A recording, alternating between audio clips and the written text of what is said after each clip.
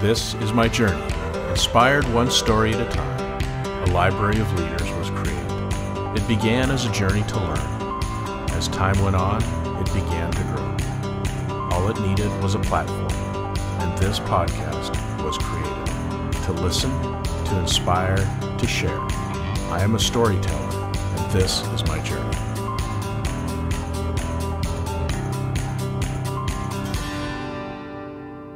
Welcome to another episode of Profiles in Leadership. I'm your host, Steve Anderson, and today our guest is Tony Martignetti. He is a trusted advisor, leadership coach, and facilitator, best-selling author, podcast host, and speaker. He brings together over 25 years of business and leadership experience and extreme curiosity to elevate leaders and equip them with the tools to navigate through change and unlock their true potential. He has been recognized by Thinkers 360 as one of the top 10 leadership coaches and by LeadersHum as one of the best voices in leadership in 2023. Before becoming the founder and chief inspiration officer of Inspired Purpose Partners, Tony was a finance and strategy executive with experience working with some of the world's leading life sciences companies. Along his journey, he has managed small businesses and ran a financial consulting company. Tony hosts the Virtual Campfire podcast and is the author of Climbing the Right Mountain, Navigating the Journey to an Inspired Life, and co-author of Secrets of Next Level Entrepreneurs. He has been featured in many publications, including Fast Company, Forbes, Life Science Leader, and CEO Today. So, Tony, welcome to the program. It's great to have you on. Well, I'm thrilled to be here. Thank you so much for a wonderful introduction, and looking forward to the conversation. Okay, well, great. Well, let's just jump right in. And why don't you give us a little context about, your background, kind of where you grew up, how you chose this field of work, and kind of where you're at today. Yeah. So first of all, I grew up in the Boston area, the suburbs of the city. So I've had the chance to really get exposed to a lot of great thinkers and a lot of great industries. We've got a lot of cool things happening in this area. And in terms of my journey to getting to the work I'm doing now, it has been an interesting path because originally I was an artist as a child who then was expected to be potentially an architect or something to that effect. But I decided to switch gears when a lot of well-meaning adults said, hey, you should do something that is going to, earn you money and, give you a good living. And so, of course, I went pre-med and then switched into business. So I've had an interesting path. Well, not only business, I mean, finance. Yeah. I can't think of a farther Yeah. mind stretch from artist to finance.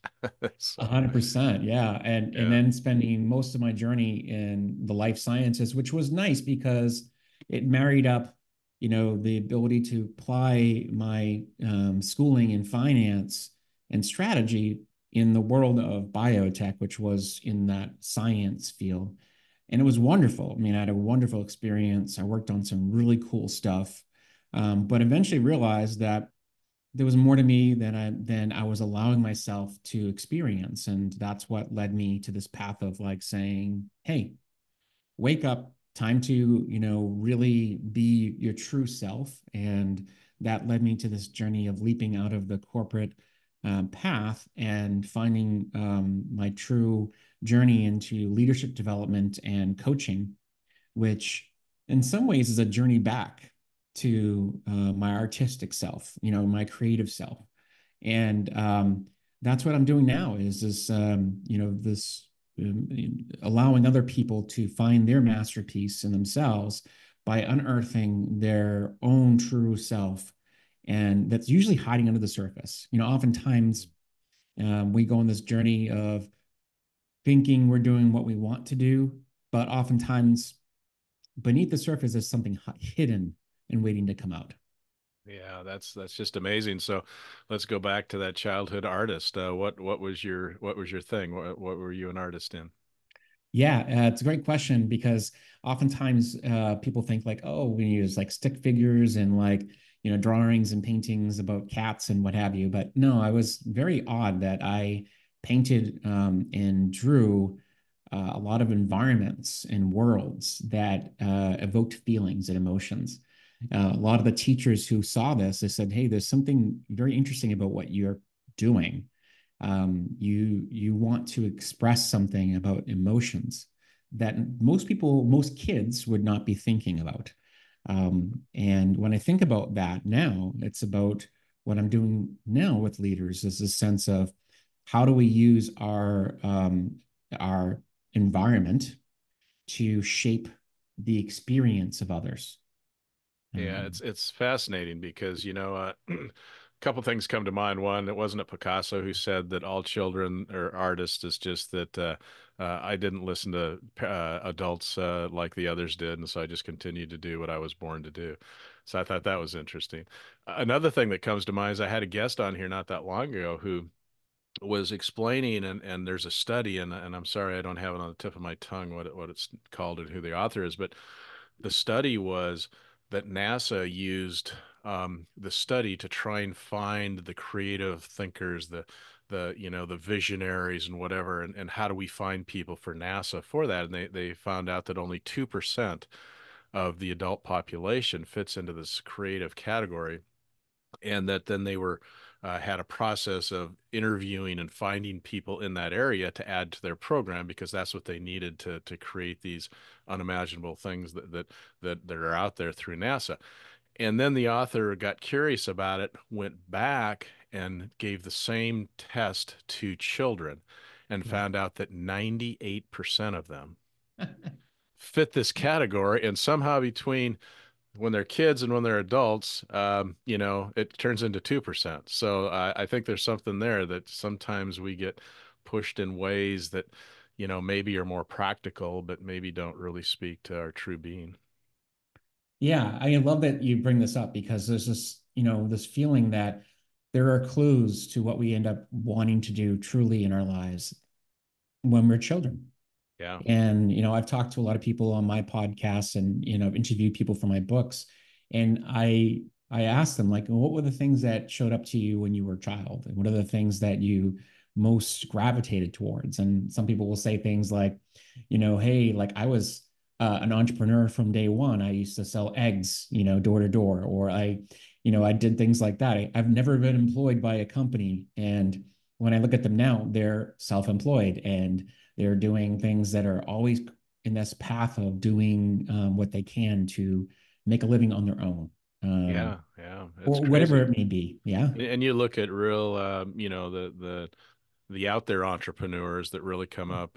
You read their bios, and a lot of them can't even finish school because they just don't conform Yeah. to the way it's supposed to be done. They just do it in a different way. So it's fascinating. So now you've also you're the founder and chief inspiration officer at Yes. Inspired Purpose Coaching. So Yes. you got the word inspiration and inspirational in there. So why does that word resonate with you so much?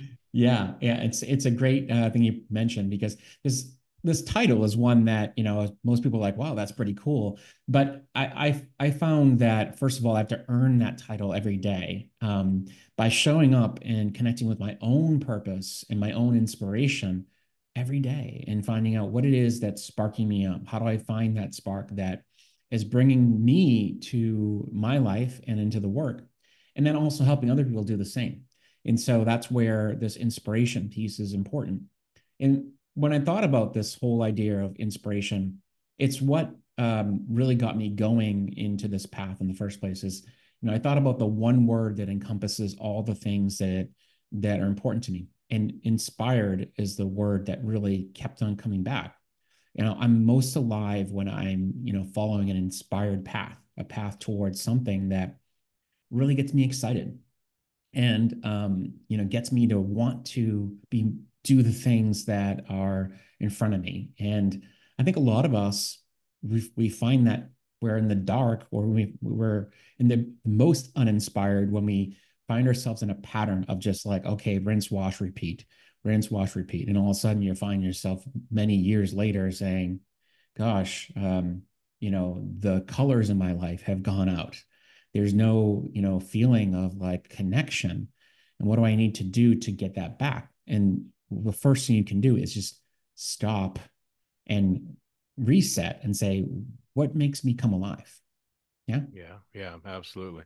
Looking at your bio, you're certified with a lot of different programs that you've gone through. Yeah. So you've worked hard to be a coach in the sense that you have a lot of credentials. You're not just, going off the top of your head. So there were many certifications there. One that I did notice that I use myself with my own clients is the DISC profile. And so, understanding yourself first, Yeah. how you think, what your personality traits are, how you interact with other people, and then conversely trying to look at other people and what resonates with them. And as an artist, if I come to you and talk to you in very data detailed oriented words and you're an artist, you're gonna look at me like I'm crazy, right? And Yeah. so Yeah. you just have to find the language and find the way to communicate with people, and a lot of what you do is how to communicate with people. Yes, very much so. And I love that you bring that in. I mean, I want to say two things real quick. First of all, just talking about disc for a moment. We often talk about this natural versus adapted style. And think about the years that I spent adapting my style to what would be considered a strong analytical type as a numbers person in the world. And, how draining that was. Yeah. And eventually finding my way out of that and then realizing that my natural style was something very different. And you actually in the corporate world burned out in that Yeah. life, right? 100%. Yeah, I didn't get into that, but I did burn out. I felt myself truly not feeling connected to the work any longer. And that's what really got me to take the leap. Besides just wanting to do, more of what made me come alive is this sense of like running away from, this feeling of, okay, dread. I just didn't feel connected to my life any longer. So, and that burnout was real. But I also want to come back to just this idea um, of we were talking about disc, and I just wanted to talk about this communication style, which is so important, and how I work with a lot of people who have a difficult time connecting with others. And what I've found is that because we're so programmed to stick with the same old, okay, this is the same person in front of me, I just keep on talking to them the same way. The reality is we got to slow things down and think, what's going to be the most effective style right now to connect with the people in front of me. And so I love, helping people to see that is that not every conversation is the same, and every conversation is an opportunity to create something that's never existed before. It's a new canvas. So I think there's something beautiful about that, which the disc is a great way to think about. Yeah, yeah. So this entryway. And in doing a little research for this, I came across a quote that you made that I want to ask you further about. So you said that the work that I do now, I feel like I'm kind of returning to my artistic side. So how does a coach, being a coach, feed that artistic side of you, or get into that piece of who you are? Yeah, I mean, it's on multiple fronts. I mean, I'll start with this idea that like um, when you're coaching, you're also creating thought leadership. Through every single experience I have with somebody, I'm, taking notes away and saying, okay, well, what is it that this experience has taught me, and how can I use that to help others? And so I have done a fair amount of writing. Obviously, I've written a few books, but also have done a lot of writing about topics that engage others. And so a lot of that has been a creative, it requires a creative mind of thinking, how can I connect with others, not just by saying, hey, here's what you should do if you want to be better leader, but also thinking about how do you infuse that with some personality, some ways of intertwining it with maybe some thoughts about glass blowing or about nature and things that might make it interesting or intriguing for others. So that's one part of it. But the other part of this is that, as I said earlier, this every conversation is new. It's a new canvas. And so if we look at it from that angle, it's an opportunity to co-create with another. And so when you enter it from that angle, you slow down, You don't rush. Instead, you think of it as every, word I'm putting out there, I'm creating something that the other person's going to also react to. And it's becomes more of an intentional piece, not just oh, let's just get this over with kind of thing. Right. Yeah. Yeah. I think it's really interesting too how, you kind of mentioned it earlier about how helping people discover themselves and it's not that you're telling them what to do, it's that they Yeah. discovered. Are you familiar with the inner game approach, the Tim Galloway and Yeah. what he did? And I just remember this story that so intrigued me was there was this in that program or in that school of thought, there was a classic guitarist at the University of Southern California graduate program, and a lot of his instructors thought he was going to be the next great, world, talent. And he got to a certain point, and then he just got stuck, and he just couldn't get beyond it, and he got frustrated, and so they tried these different, teachers to come in and help him. They just couldn't get through it, so they brought in this guy with the inner game theory, Mhm. and so he worked with him and he, just asked him questions. Well, why do you do this? And why do you like that sound? And what, just a lot of questions and whatever. Yeah. And interestingly enough, he kind of broke through his block and became that, global classic guitarist that people love to hear. The interesting thing of the story is the coach from the inner game had no idea how to play the guitar. I love So it. I love it. he just he just asked the right questions and led him down the right path, and he couldn't help him because he never played guitar in his life. So I think that's an example of, just helping people dig deeper by, getting them to think and try different things, but they're the ones that usually come with the answer. Yeah, I love you share this story because it's such a powerful way to think about this. It doesn't necessarily have to be a person who has the same, physical attributes of the physical attributes or talent as the person who's doing the work. It has to you have to have a certain other set of skills, other superpowers.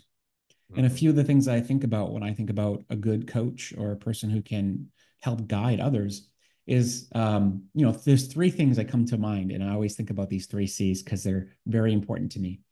There's compassion, this care for others that, kind of transcends just like, oh, I want them to get better, but it's more about, caring about them in a way that is so deep that you really want the best for them.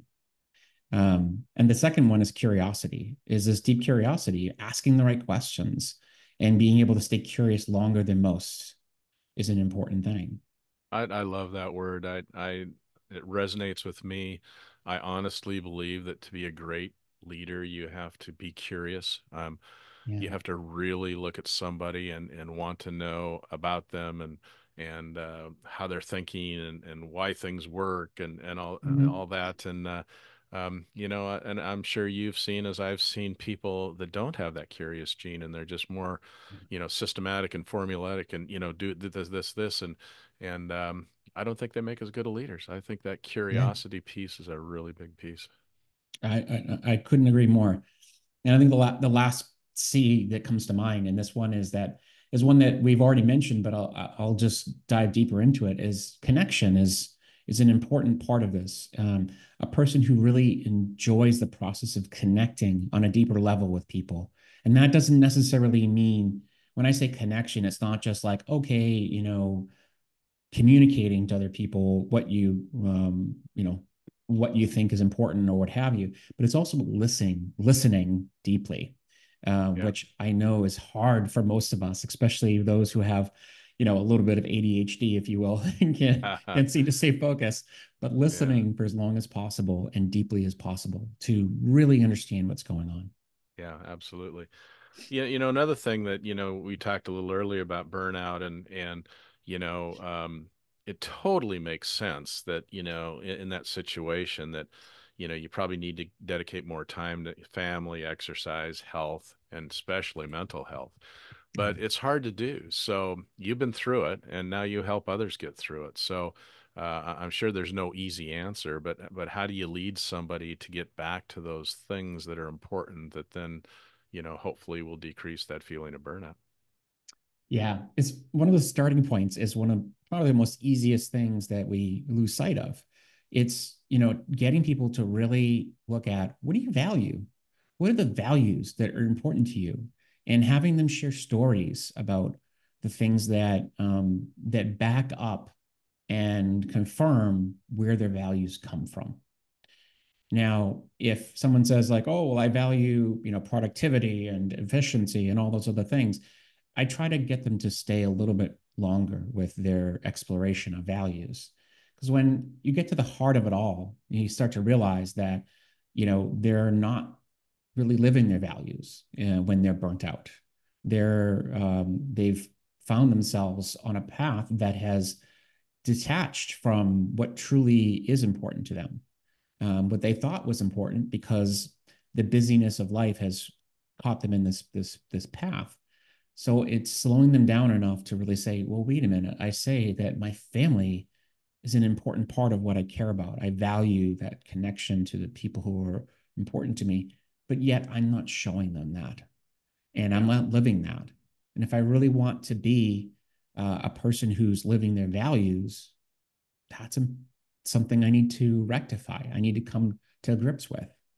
Yeah. And I think that I think people get caught up sometimes with that. It has nothing to do with time, you know, No. like just when you're there, you're connected, and when you're there, you feel them and be with them. And a lot of people say, well, I can't, I don't want to work these hours because I want to be with my family. But if you're not there with your family when you're with your family, so to speak, it doesn't really matter. It's being present, I think.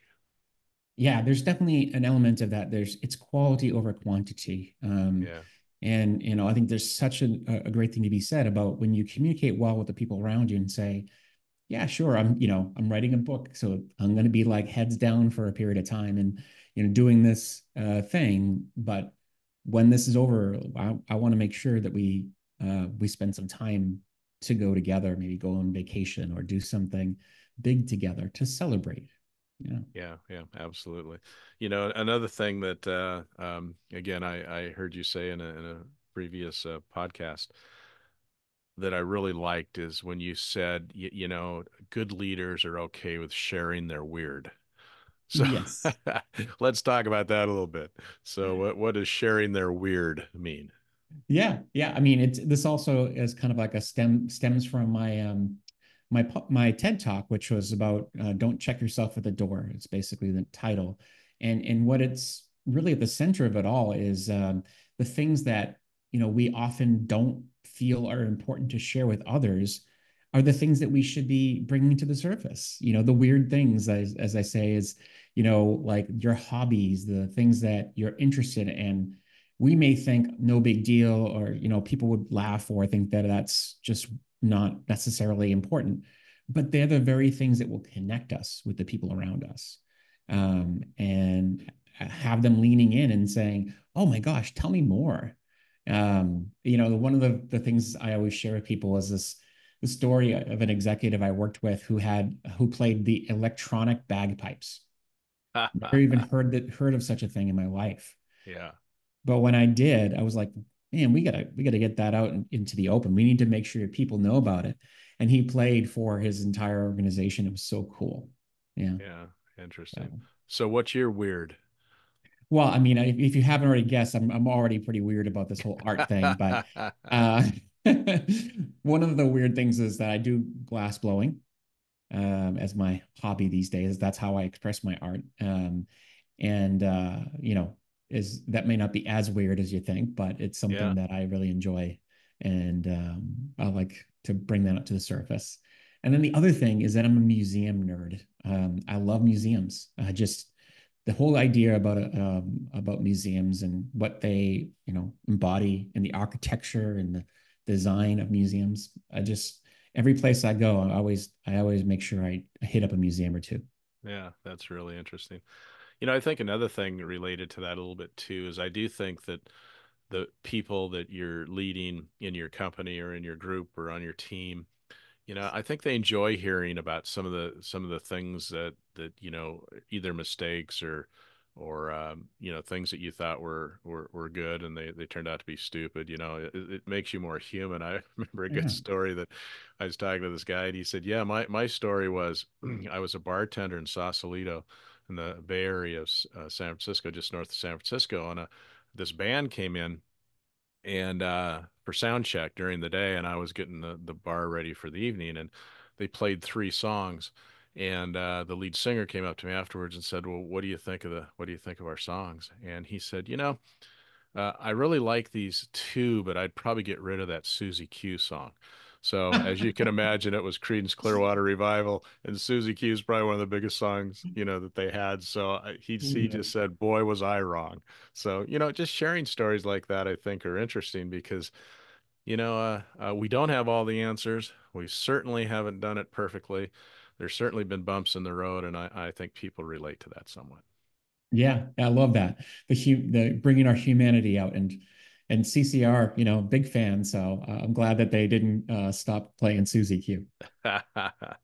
Now you've also done this thing where it caught my eye was a psychological safety facilitator. Yes. Tell me about that and what does that look and feel like and why would somebody want to do that? Yeah, so I was one of the first cohorts to go through this program with Amy Edmondson, to basically get certified in this. First of all, a tool that allows people to see where are their holes in the team's psychological safety. What are the challenges they're facing that might not make the environment as safe as it could be, and then to come into the teams and provide tools and to implement strategies for them to overcome those challenges. We call them interventions, but it sounds a little bit weird when we say interventions. Yeah. So you come in and you work with the team to look at, okay, hey, this team, there's people on this team who don't feel safe to speak up. How can we make that feel a little more safe for them? And what is the nature of this particular team and how they're showing up that creates that unsafe environment? Yeah, yeah. I think that's everybody wants to feel that. I'm sure we can use extreme examples of somebody maybe going too far with that or, saying things that make kind of like, ooh, maybe you shouldn't have shared that. Yeah. Or the ones that just aren't willing to get into that area because they're afraid insecurities or whatever. So it's an interesting area and one that I Yeah. think has risk reward associated with it for sure. Yeah, I wanted to kind of like add something to this for a moment because I think that here I was saying like, oh, we should be sharing more of who we are, but then we should also be, creating a safe environment. And I think sometimes people think, well, those are at odds with each other. Like if you overshare or if what if you make someone uncomfortable with what you share? But I think that's where we have to be careful what we bring into the room as you sharing, but make sure you are using it when you share something of yourself, make sure it's not something that's going to harm others. I Yeah. think there's a certain lens that leaders need to take when they bring things into the room, that they need to be careful that it's not something that's going to harm or offend. That's the lens we need to make sure we're careful of. Yeah, yeah, for Yeah. sure. Yeah. How can you coach be the calm in chaos? Mm, I think that gosh, so much, what I see so many of my clients, it's kind of I call it the overwhelm, but it's, yeah. chaos and how do you be that calming source, to your people who just feel like the train's running down the hill and they can't stop. Yeah. I mean, before we get into like the how, let's make sure we understand the why. And first of all, people are always watching. They're watching every move you make as a leader of an organization. And so the best thing you can do is as a friend of mine, she always talks about be the thermostat, not the thermometer. Okay. And I think there's a sense of like wanting to make sure that you're creating a sense of, actually it's the other way around, the thermometer, not the thermostat. You don't want to just be a reader of what is happening in the room. You want to be able to help the room regulate its temperature. And so the best thing you can do is keep that in mind. is that they're not asking you to make a quick decision, move fast, break things, that kind of thing. But what they're looking to you is, how should we feel in this moment when things are going to crap? Yeah, yeah, How should we be thinking in this moment when things are going downhill? The best thing you can do is be calm and slow things down. And you have to first regulate yourself. And I often say a great and easy way to do that is to use the stop method. The stop method it comes from mindfulness, which for those who are not like, mindfulness, that's been so overdone. But I think the reality is that's where we need to start. Is the stop method is to stop, you know, take a breath, observe, and then proceed. And I'll just take a moment to go a little deeper. I mean, the stop, the S, which stands for, stop, is that, you can't act from a place of being in go mode. You have to stop. You have to like give yourself a moment to really understand, how do I feel? And that observe is exactly where you go to next. I mean, the take a breath is where you get a chance to calm yourself down. yeah, That's the T. And then the observe piece is, it's really giving yourself a moment to say, what is needed from you right now? Do I need a decision? Do I need to communicate to the team that we're going to think this through, or we need some time to really take this all in before we make a move? And then ultimately proceeding could be no action, or just sharing with the team that, hey, at this point, we're going to do X, Y, and Z, and the rest of this we're going to contemplate and come back. yeah, Make sense? totally. It's interesting. I have a 2.5-year-old granddaughter, and we can learn a lot from them sometimes. And she learned this little saying, and she just uses it like clockwork, and it's amazing how well it works. She said the children's thing goes, if you're mad and you want to roar, just take a deep breath and count to four. I love You it. know? And it's the same thing, right? It's Yes. like, breathe, and especially if you can breathe through your nose, because that's, stimulate the parasympathetic nervous system. And, our moms were right when they just said, take a deep breath, so, it's just interesting how that stuff comes back.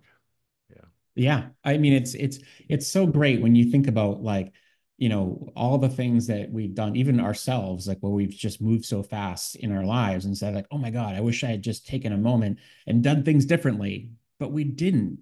And instead we've had these moments of, regret, where we said, oh, I made the wrong choice. At the end of the day, it wasn't fatal. It wasn't, something that caused us to, have a bad situation, but you were able to overcome it. The reality is, it could have been so much better if you just took a moment to calm down. Yeah. Yeah, yeah, absolutely. So now in your podcast, it's called the Virtual Campfires podcast. You've Yes. interviewed hundreds of people, Yes. and I'm curious, what do you think you've learned in all those interviews? I mean, of course, there's tons that you learn, but is there a common theme or something that just keeps coming back that you say, man, that's really significant? Yeah, we didn't mention it earlier, but I turned my podcast into a book called Campfire Lessons for Leaders. And in it, I've mentioned 10 themes that have shown up in the book, I mean, in my podcast. And it's definitely a few things that I've seen over and over again. Number one, that going it alone is really not the path that gets you the best results. Mhm. Even if you think you've gone it alone, oftentimes we've had people on our journey who have helped us to get to where we are. And if you really hone in on that and find out who are the people who championed me along the way, it's important to find that. Yeah, The other thing is, we have more power to create our world, to create a different world than we think. And what it takes is sometimes a moment that says, I can't continue the way things are, and I need to create something that's going to give me what I need to move forward in my life. So those moments could be something catastrophic, a death of a loved one, or it could be, a loss of a job. and a decision that, hey, like I need to figure this out. How am I going to do that? Yeah. Yeah, and I think that especially if you're a leader that's leading, an organization, or you're thought of as the leader, the CEO, or whatever, it's counterintuitive to ask for help, Yeah. but we need to ask for help, right? I mean, no one has all the answers, and a good team and people that support each other and are willing to ask for that help, I think really makes a huge difference. Yeah. I couldn't agree more. Yeah. Couldn't agree more. So, And in today's pop culture, probably we can blame Brene Brown for this, but the world vulnerability, has really been talked a lot about. But it is interesting because there is a vulnerability in leadership that's effective, that is counterintuitive. I mean, it's so speak to that a little bit, and how you try and help your clients deal with being more vulnerable. yeah, yeah. I mean, it's for me. I think it's such an important thing that you bring up here. That vulnerability is not weakness, and it's not about cowering in the corner and saying like, oh, like I screwed up, and therefore it makes me this bad person or what have you. I talk a lot about this idea that like when you show people that you don't have all the answers, it's actually helping them to become part of the solution and to help them come on board and help you through that process. So I think the key thing is that getting clear and honest with yourself about what's happening for you allows other people to see you in the true form and allowing them to rise to the challenges of helping you to get to where we need to go. If you show up with this strong face of saying like, oh, yeah, I've got it all figured out, just follow me, that kind of thing, then what happens is when things falter, people will start to see the fray and the other mask or the mask falling off and start to say like, wow, I thought this person was different and now I'm seeing a different person, and that has them feeling a little bit like they were cheated or like left with somebody who didn't really necessarily paint the right picture of who they are. So it's better to really connect with that vulnerability of who am I, being humble in the times when you don't really know the answers allows other people to really connect with you deeply. And that's Yeah. what, when I talk about the book and about the podcast, it's getting people to connect with the stories and the journey that got them to where they are so that they can truly be able to share with others, this is who I am. This is what made me who I am. And honestly, that's what you're seeing in front of you, not some, fictitious person that you think is, full of, that is flawless, if you will. Yeah, and helping people understand that. I can't I think it was one of the members of Monty Python. I heard him in an interview once say that when he was in his 20s, he looked at everybody in their 30s and said, "God, I can't wait till I get to my 30s because they kind of have that figured out. They got the answers." And he goes, then I get to my 30s and I still don't have a clue. So I'm thinking, well, when I get to my 40s, and you can see where this is going. So he says, when I got to my 60s, I finally realized no one knows what's going on. Yes. So it's kind of one of those things where we sometimes even look to our leaders as, oh, they know exactly what to do, and there's a good chance they may not. They have Yeah. some ideas and they have some ways to kind of let's figure it out together, but they don't always have the answer. And if they do always have the answer, chances are it's probably not exactly the right answer. Yeah, I mean, there's something about that, which is, we talk about this calmness that comes with like, creating that calmness. It comes from this feeling of like not knowing the answers, but being okay with not knowing the answers. And Yeah. that's where that shows up. You have this sense of like, okay, well, we're going to figure it out. We're Yeah. going to figure out a path forward. We're not panicking because, countless people before me and even myself have figured it out in the past and will figure it out again. And notice that I said we, not me. Yeah. And that's the big difference here is that we will figure it out, not I will figure it out. And it's the power of questions too. I talk to my clients a lot that, if you're in a situation and people are looking to you for answers, and you don't know what to say or what to do, just start asking questions because Yeah. as you ask questions somewhere down the line, it kind of like, oh, okay, here's maybe what we could do or something. So I think questions are very powerful, and that's showing vulnerability because by asking Yeah. questions, you need more information, and you're saying I don't have all the answers. Yeah. Absolutely. Yeah. So I'm intrigued. I'm going back to the artist thing again. Yes. So now that you were an artist before, and you kind of went into the corporate world, and you found finance, and you wrote a book, and so you are somebody that has some discipline for sure. But yet it seems like just speak to a little bit about how it makes you feel personally and fulfilling your life, getting back to touching that artist side of you. Yeah, I mean, it feels like a wholeness. Like I have this feeling of being more complete than I ever have. But then at the same time, knowing that there's so much more to be, experienced and so much more to reveal in who I am. And one of my values is mastery. And I know people think like mastery, that sounds very kind of like being the master, perfect. I'm not about perfect anymore, but mastery to me is about continuing to hone the craft, continuing to get better every day at whatever it is that I'm doing. And so when I think about that value, it has me thinking, well, even getting better at things that I don't even know I'm good at yet. So that exploration to continue moving forward and seeing what else I can uncover about what I can do, and know that the journey is far from over.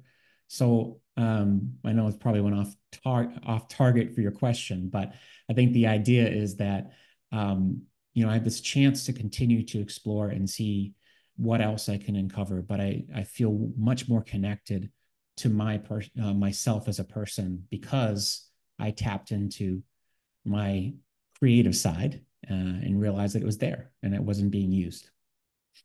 Do you have any regrets? I mean, do you think back and think, gosh, if I just would have followed that dream, I could be like a starving artist in Paris, but it would be so awesome. Or do you feel like you just found your way in a different way? I mean, found my way in a different way, but I also at the same time, one of the regrets I have, is that I wish I had discovered coaching along the way. I wish I had worked for a company where they said, "Hey, here's somebody who can help you Yeah. to think differently, unlock your potential, or see what's possible out there." Instead, there was a lot of self navigation and just kind of tamping down, okay, well, suck it up. This is what we do at work.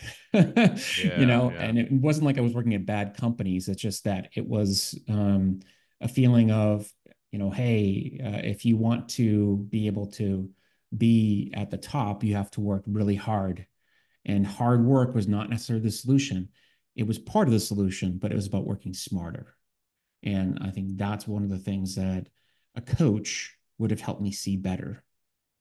And I think I'm really excited to hear, leaders of my generation. I mean, if you use the word mental health, it was a red flag, right? And so now with, Yeah. Simone Biles and others, Michael Phelps, the athletes of that, but also in the business world too, where people are just talking about how important it is to have good mental health and that you need to work on your mental health and whatever. I think that's giving license to work on those things a little bit more without just trying to dig the ditch by yourself all the time. 100%. Yeah. I think about all the ditches I've dug in my life. Yeah.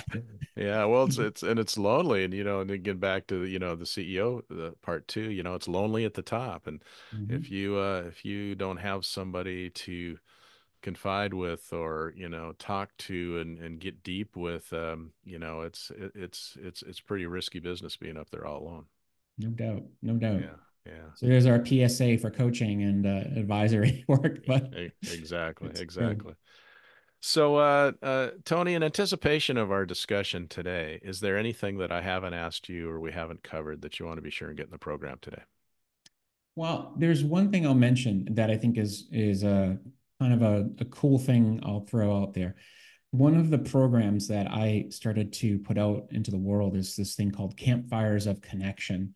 And what it is it's a program that I do with different companies. Basically, what it is it's a chance for people to get to know each other, to connect, and really understand each other deeper, so they can actually move better together as a company, as a team, because ultimately that's what I think is important right now in the workplace is we need to foster deeper connection by getting to know more about each other. And so I've taken a lot of the concepts from the work that I've done over the years, and I put it into a program that I can bring into a company. And you can find that on my website. It's called Campfires of Connection, which is the page you can find it. Yeah. Well, go ahead and give the website address there so people know it.